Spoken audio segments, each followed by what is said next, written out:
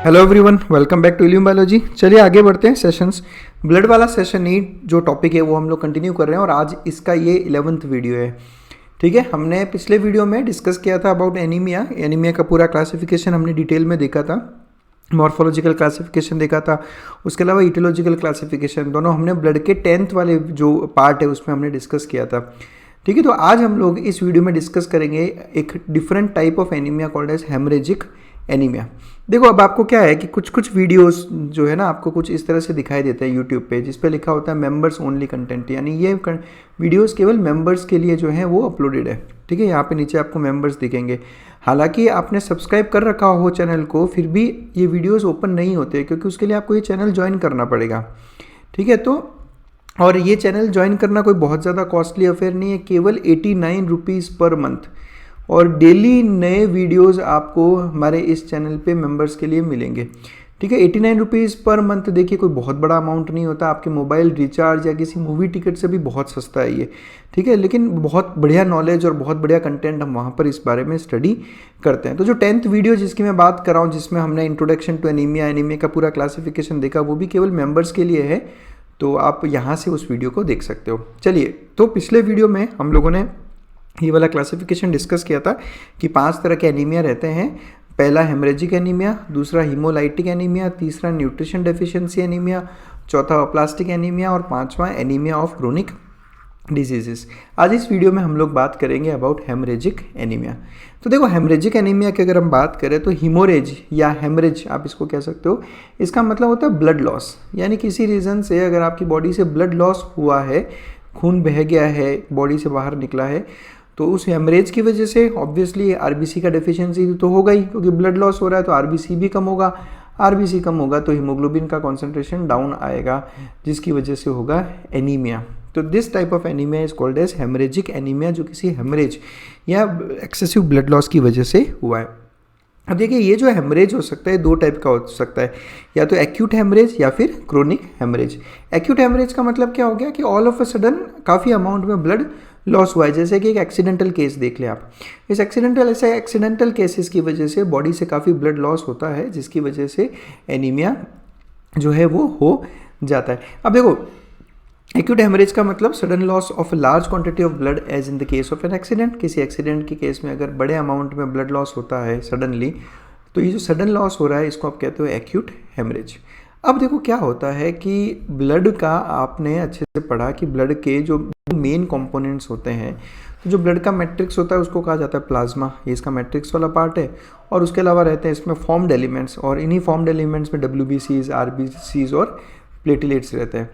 तो क्या होता है देखो कि जैसे समझो सडन ब्लड लॉस हुआ, हम एक एग्जांपल लेते हैं कि किसी इंडिविजुअल में 5 लीटर ब्लड था, सडन ब्लड लॉस हुआ और उस ब्लड लॉस की वजह से समझो 1.5 लीटर ब्लड बाहर चला गया ना, ब्लड लॉस हो गया।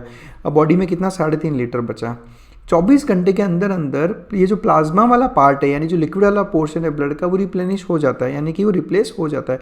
तो अगर आप 24 घंटे बाद देखोगे तो वापस ब्लड का अमाउंट तो 5 लीटर ही आपको मिलेगा। क्यों? क्योंकि जो मेन लिक्विड वाला पार्ट है यानी कि प्लाज्मा, वो तो 24 घंटे में जो है रिप्लेस हो जाता है, लेकिन जो फॉर्म्ड एलिमेंट्स वाला पोर्शन है इसमें थोड़ा टाइम लगता है। तो जो ब्लड वॉल्यूम का जो लॉस है वो वॉल्यूम तो वापस 24 घंटे में रिप्लेनिश हो जाएगा, प्लाज्मा पोर्शन 24 घंटे में वापस रिप्लेस कर दिया जाता है। लेकिन आरबीसीज का रिप्लेसमेंट इतना जल्दी नहीं होता और इसको कम से कम 4 से 6 वीक्स लगते हैं। यानी एक सडन एक्यूट ब्लड लॉस जो रहता है लार्ज क्वांटिटी का, उसमें ब्लड वॉल्यूम तो 24 घंटे में रिस्टोर हो जाएगा, लेकिन जो आरबीसीज का नॉर्मल जो कॉन्सेंट्रेशन आने में वापस 4 से 6 वीक्स लग ही जाते हैं। अब बिकॉज ये एनीमिया किस तरह का है, हेमरेजिक एनीमिया, एकदम से किसी एक्सीडेंट की वजह से, ब्लड लॉस की वजह से हुआ, तो ये सीधा सीधा आरबीसीज का नंबर कम हो जाएगा। आरबीसीज का नंबर तो कम हो गया, लेकिन आरबीसीज के साथ किसी तरह का साइज का चेंज या उसमें हीमोग्लोबिन का कॉन्सेंट्रेशन है, ये सब कम नहीं होता। यानी कि आरबीसीज क्या से होंगे, नॉर्मोसाइटिक, और आरबीसीज होंगे नॉर्मोक्रोमिक। नॉर्मोसाइटिक मतलब कि उनका जो वॉल्यूम है, जो उनका साइज है वो सेम ही रहता है, और जो हीमोग्लोबिन का कंटेंट है यानी उसका मीन कार्बोक्सिलेज हीमोग्लोबिन कॉन्सेंट्रेशन वो भी सेम ही रहता है। ये आप कंसीडर कर सकते हो मीन कार्बोक्सिलर वॉल्यूम से। अभी MCV क्या है, MCNC क्या है, तो आप हमारे ब्लड के सेशंस में और भी वीडियोस देखो, उसमें एक वीडियो है ब्लड इंडाइसिस का, उस ब्लड इंडाइसिस वाले वीडियो में हमने ये सब डिस्कस किया है। तो वो वीडियो आप पहले देखें ताकि आपको एनीमिया और आसानी से समझ में आ सके। अब देखो एक और वीडियो है जिसमें हम लोगों ने बात की है अबाउट एक हार्मोन जो किडनी से रिलीज़ होता है, इस हार्मोन का नाम है एरिथ्रोपोइटिन। ठीक है, तो अब होता क्या है कि जब ब्लड लॉस हुआ,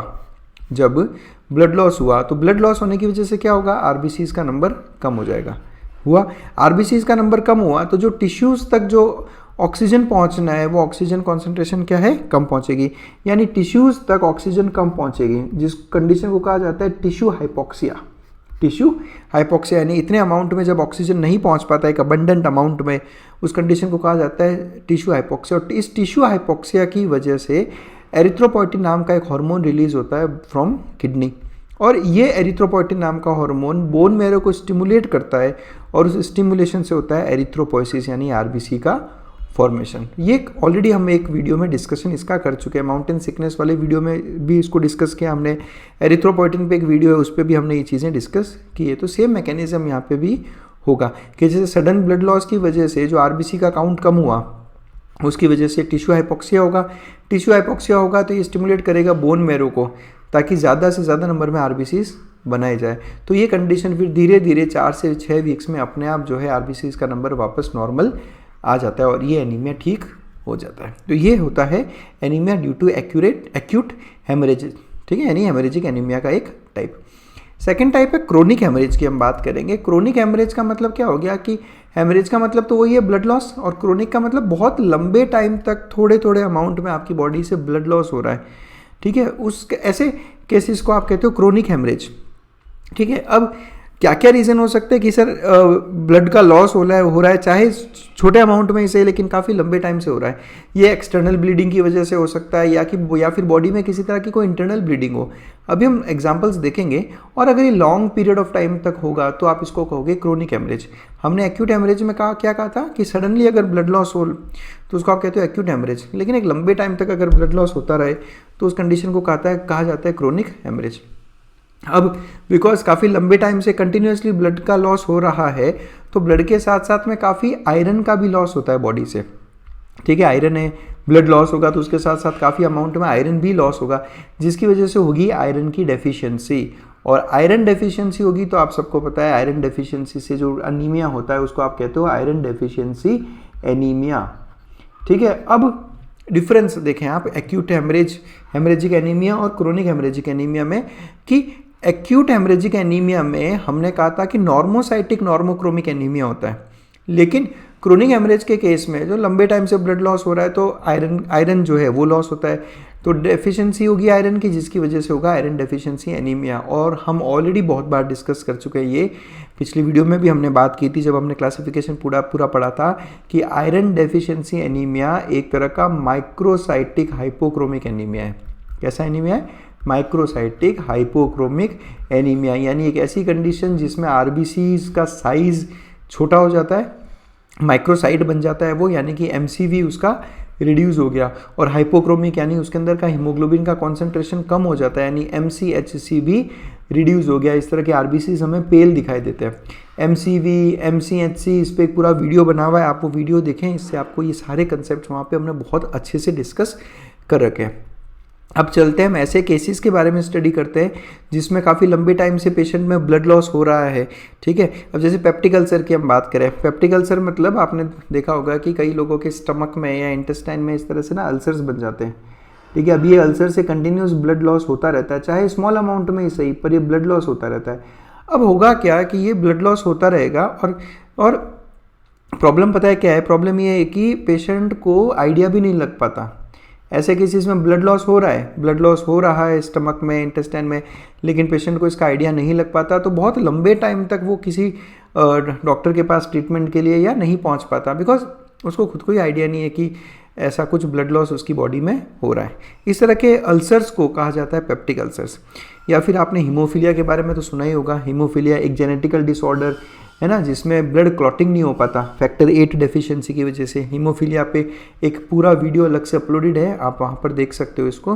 तो अब जो हीमोफीलिया का केस है, हीमोफीलिया के केस में क्या होता है? ब्लड लॉस कंटिन्यूस होता ही रहता है। ठीक है, कोई अगर इंटरनल ब्लीडिंग हुई इस तरह से तो वो पेशेंट को पता भी नहीं चलती और क्रोनिक हेमरेज धीरे धीरे होता रहता है। उसके अलावा एक कंडीशन होती है परप्यूरा।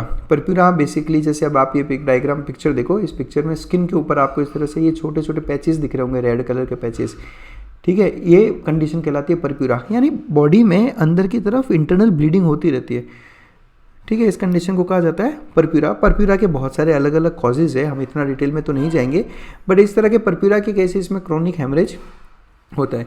और एक कंडीशन होती है जिसको कहा जाता है मीनोरेगिया। अब मीनोरेगिया का मतलब क्या होता है कि अगर मेंस्ट्रुअल साइकिल में आपको पता है मेंसेस होते हैं, यानी कि ब्लीडिंग होती है। अब अगर ये ब्लीडिंग नॉर्मल से बहुत ज़्यादा है, यानी लार्ज वॉल्यूम ऑफ ब्लड जो है रिलीज हो रहा है साइकिल के दौरान, यानी मेंसेस के दौरान, इस कंडीशन को कहा जाता है मीनोरेगिया, यानी extensive blood loss during menstruation is called as menorrhagia. अब किसी फीमेल को मीनोरेगिया काफ़ी लंबे टाइम से है और वो उसको लेकर इतना सीरियस नहीं है, तो that can lead to iron deficiency anaemia. अब इन चारों ही केसेस में अगर आप देखोगे तो इन चारों ही केसेस में ब्लड लॉस काफ़ी लंबे टाइम तक चलता रहता है, ठीक है, और कई केसेस में पेशेंट को पता भी नहीं चल पाता, तो that leads to iron deficiency anaemia. और किस तरह के आरबीसीज मिलेंगे आपको, इसमें मिलेंगे आपको माइक्रोसाइटिक और हाइपोक्रोमिक टाइप ऑफ आरबीसीज। इससे क्या होगा, आयरन डेफिशिएंसी हुई तो हीमोग्लोबिन का सिंथेसिस अफेक्ट होगा। हीमोग्लोबिन का सिंथेसिस अफेक्ट होगा तो आपका हीमोग्लोबिन का कॉन्सेंट्रेशन अपने आप कम होता रहेगा। और यही रीज़न है कि मैंने आपको कहा था कि MCHC यानी मीन कार्बोक्सिलर हीमोग्लोबिन कॉन्सेंट्रेशन जो है रिड्यूस होता रहता है। आरबीसीज कैसे होंगे, माइक्रोसाइटिक और हाइपोक्रोमिक।